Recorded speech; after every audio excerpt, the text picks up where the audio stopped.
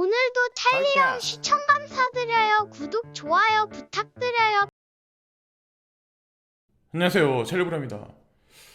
가상자산 관련해서 유튜브 하시는 분들이 이더리움 클래식이 사라질 거다라고 얘기했던 사람들조차 지금 이더리움 클래식을 립하는 사람들이 엄청나게 많이 생겨났어요. 뭐 쓰레기 같은 인간들이죠, 한마디로. 이제 제가 오늘은 이제 어떤 그런 거에 관해서 제가 일관성에 관해서 이제 말씀드리려고 하는데, 여러분들이 이제 유튜브를 보시면서 일관성이 있는 사람과 일관성이 없는 사람이 있을 거예요.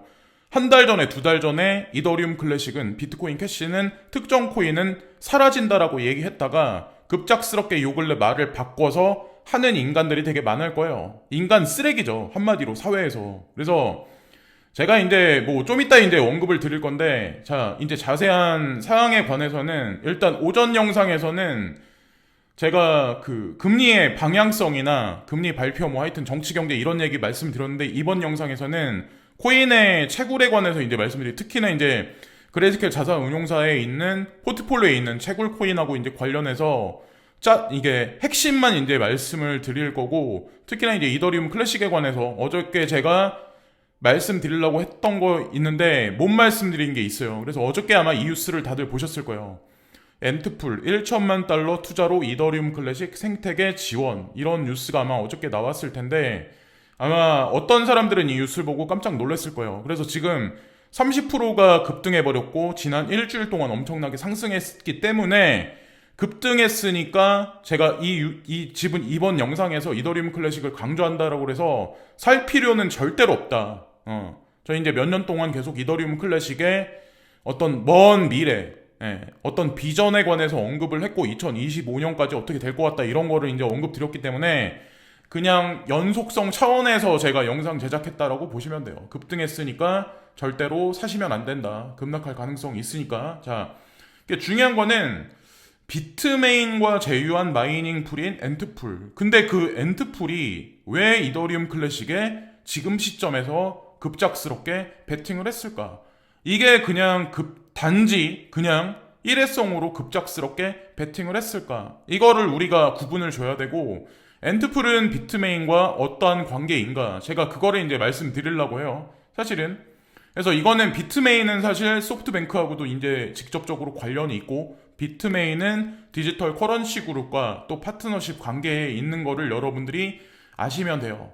그래서 어떤 밀접한 비하인드에는 상호 인과관계가 분명히 있다는 거고, 이더리움 클래식이 현재는 포우인데, 이게 이제 그 난이도 폭탄이, 머지 폭탄이 떨어지면서 채굴을 못하면 포스로 넘어가고, 그러면 이더리움 클래식과 이더리움은 알고리즘을 공유하기 때문에, 자, 이 기계가 전적으로 다 전체 엔트마이너, 그러니까 비트메인에서 7월 초에 뽑아낸 신형 기계인 엔트마이너 E9을 통해서 설상 9월 달부터 이더리움을 채굴을 못한다고 하더라도 이 기계로 이더리움 클래식을 채굴할 수가 있어요. 제가 개인적으로 보기엔 그래서 비트메인은 미리 알고 이 시점에 이거를 시장에 푼 게 아닐까 조심스럽게 이제 예측을 한번 해보고, 디지털 마이닝 서밋에서, 그러니까 지금 현재 비트메인이 주관하는 이 마이닝 어떤 그 회의가 지금 벌어지고 있어요, 현재 지금 상황에. 근데 여기서 엔트마이너 모델에 대해 이더리움 클래식으로 지불을 수락할 것이라고 발표했습니다. 기존에는 이더리움 클래식을 결제로 지급 안 받았는데 이더리움 클래식을 결제로 비트메인에서 지급받겠다. 이게 뜻하는 바가 과연 뭘까요? 트레이더들보다, 아니면 그냥 저 같은 매크로 분석으로 코인 투자하는 사람보다 이 코인 시장에 관해서 가장 민감한 사람들이 누구냐면 채굴하는 사람들이에요. 채굴하는 사람들이 이더리움 클래식을 페이먼트로 지급받는다. 이 광산 기계를, 마이닝 기계를 팔고, 자, 어떻게 해석을 해야 될까요? 그리고 어떤 게 있냐면, 비트메인은 세계 최고의 BTC 마이닝 풀인 엔트풀을 판매했다. 뭔 얘기냐면, 비트메인과 엔트풀은 사실은 자웅동체였어요. 2021년 7월 28일 전까지는. 그러니까 이때부터 자회사로 따로 이제 독립을 시켜요, 엔트풀을. 그러면 지금 현재 엔트풀이 왜 이더리움 클래식에 그렇게 들어갔는지 우리가 알 수가 있고, 엔트풀 홈페이지에 가면 어떤 게 있냐면 당연히 이제 중국인들이니까 중문이 있고 영어가 있고 여기 러시아어가 있어요. 예, 러시아 사람들도 채굴에 많이 전심전력을 한다는 걸 알 수가 있고 엔트풀에서 지금 핵심으로 채굴하는 코인들이 있어요. 비트코인, 당연히 비트코인 첫 번째, 그리고 두 번째가 비트코인 캐시, 라이트코인. 이거는 그냥 뭐 순서가 이씨 말씀드리는 건 아니에요. 그냥 그리고 이더리움 클래식, 지캐시, 대시. 이더리움은 당연히 포에서 포스로 넘어가면서 여기서 이제 삭제될 거고, 자 삭제될 거고 그러면 남아 있는 게 뭐냐면 비트코인 캐시, 라이트코인 그리고 이더리움 클래식, 지캐시, 대시가 되겠네요. 그 외에 버네로 사이드적으로 채굴하는 거는 디지바이트하고 레이븐이라고 전 알고 있어요. 그거는 좀 밑에 내려가 있어요. 제가 말씀드리고 싶은 게 뭐냐면 어쨌거나 저쨌거나 디지털 커런시 그룹에서 지금 상품으로 등재이 되어 있는 비트코인 캐시도 있고 라이트코인도 있고 이더리움 클래식도 있고 지캐시도 있다는 거, 이거를 간과하면 안 된다는 거. 엔트풀이 왜 지금까지도 버리지 않고 집중을 하고 있는지, 그 뒤에는 비트메인이 있다는 사실. 예. 제가 한 가지 짚고 넘어가고 싶은데 유튜브 하시는 분들 중에 나는 유튜브에서 뽕빠를 내겠다, 돈만 벌면 돼, 코리니 유튜버들 특징이 뭐냐면 이 새끼들은 일관성이 없어요. 2달 전까지 비트코인 캐시는 쓰레기다, 라이트코인은 쓰레기다, 이더리움 클래식은 쓰레기다, 그리고 지캐시는 FATF 공고안이 나와서 트래블 룰에 위반되니까 이런 코인들은 사라질 거다. 아마 그렇게 말하는 사람들이 되게 많은 걸로 알고 있어요. 여기 아마 이런 코인들 다 사라진다라고 얘기했었을걸요? 근데 얼마 전에 보니까 제가 썸네일을 보니까 이더리움 클래식을 엄청나게 빨고 있더라고요. 그게 뭐야? 일관성이 없는 거야. 지 분석에. 그러니까 지가 말을 하고도 뭐가 뭔지 몰라. 예. 근데 그냥 돈 벌라고 회원가입 받고 그냥 사람들한테 뭐 거래소 막 레퍼럴, 과거 여기 나온 코인 사라진다고 했었어. 제가 제 기억에 아마 그 사람 여기 나와 있는 코인 대부분 다 사라진다고 얘기했을걸요? 비트코인하고 이더리움 빼고는 쓸모없다라고 아마 제 기억에는 그렇게 한 걸로, 되게 장기간 동안 그렇게 얘기했던 걸로 알고 있는데. 그래서 어쨌건 비트메인이 여기 보면은 비트메인이 파운더리하고 파트너십 관계를 맺어요. 근데 파운더리는 디지털 커런시 그룹의 채굴 자회사 중에 하나예요. 이게 북미에서 가장 큰 채굴 해시파워를 가지고 있죠. 근데 여기에다가 비트메인에서 생산하는 고성능 채굴기인 안트마이너가 이쪽으로 들어가요. 자, 이게 뜻하는 바가 과연 뭘까요? 자, 이들은 이미 알고 있다는 거야. 베리실버트도 이미 알고 있다는 거예요. 이걸 쉽게 간과해야 할까요?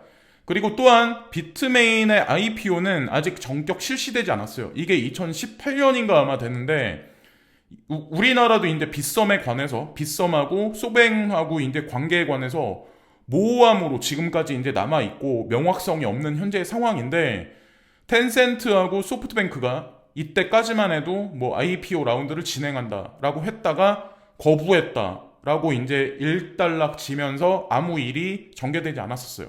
그만큼 이 가상자산 시장에서 비트메인이 차지하는 비중이 어마어마하다는 얘기예요. 비트메인과 엔트풀이 과연 무슨 관계인지, 그리고 엔트풀이 왜 1천만 달러를 이더리움 클래식 쪽에 왜 투자를 했는지, 자, 요 인과관계를 보셔야 된다. 그래서 어쨌거나 저쨌거나 다른 탑코인에 비해서 가격이 올라가니까 막 이렇게 빠는 사람들이 아마 되게 많을 텐데, 오히려 지금 뭐 비케나 아니면 뭐 다른 특정 뭐 파일 코인이나 이런 게 못 올라가니까 그런 코인은 막 뭐 상대적 박탈감을 느끼고 내가 팔면 올라가는 거예요. 예. 뭐 이거 이더리움 클래식이 이렇게 올라갈 거라는 거 아는 사람이 과연 누가 있었을까요? 그리고 이더리움 2.0에 관한 하반기의 명확성이 완전하게 나오지도 않는 현재의 상황에서, 근데 제가 댓글을 보다 보면 장투하는 사람들은 그냥 그러려니 해.